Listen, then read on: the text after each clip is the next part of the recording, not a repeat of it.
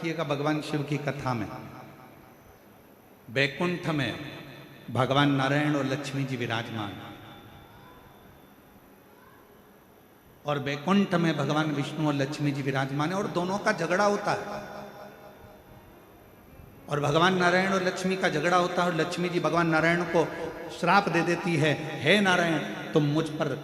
मुझे देखकर घोड़े जैसे हंसे हो, मैं तुम्हें श्राप देती हूं कि तुम्हारा सिर कटे और तुम्हें घोड़े का सिर लगे।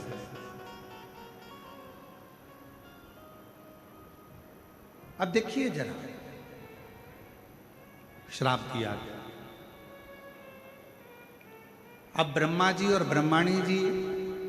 ब्रह्मलोक में निवास करते हैं, और दोनों जनी वहां रहकर बड़ा आनंद का जीवन जी रहे होते हैं। और इतने में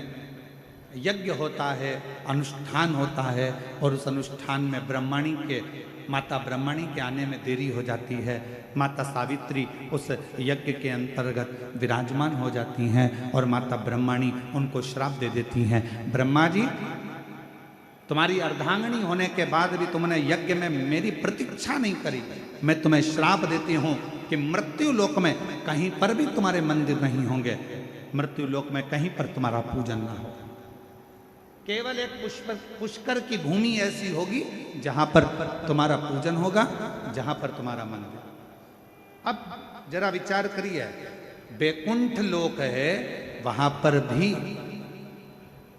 भगवान नारायण और लक्ष्मी का थोड़ा सा विवाद हुआ, लक्ष्मी जी ने श्राप दिया।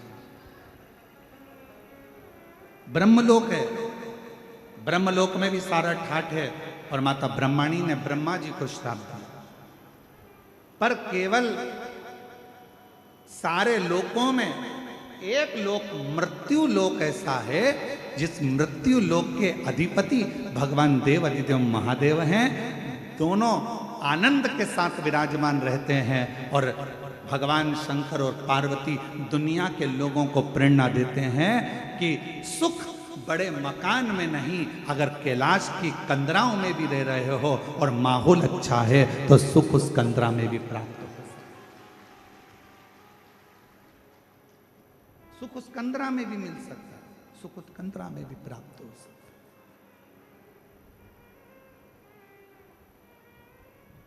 बस अच्छा घर अच्छा है और माहौल अच्छा नहीं है तो घर किसी काम का नहीं है, और अगर माहौल अच्छा है तो फिर आप गुफा में भी रह रहे हो, कंदरा में भी रह रहे हो, तो समझ लो कि सुख है, सुख।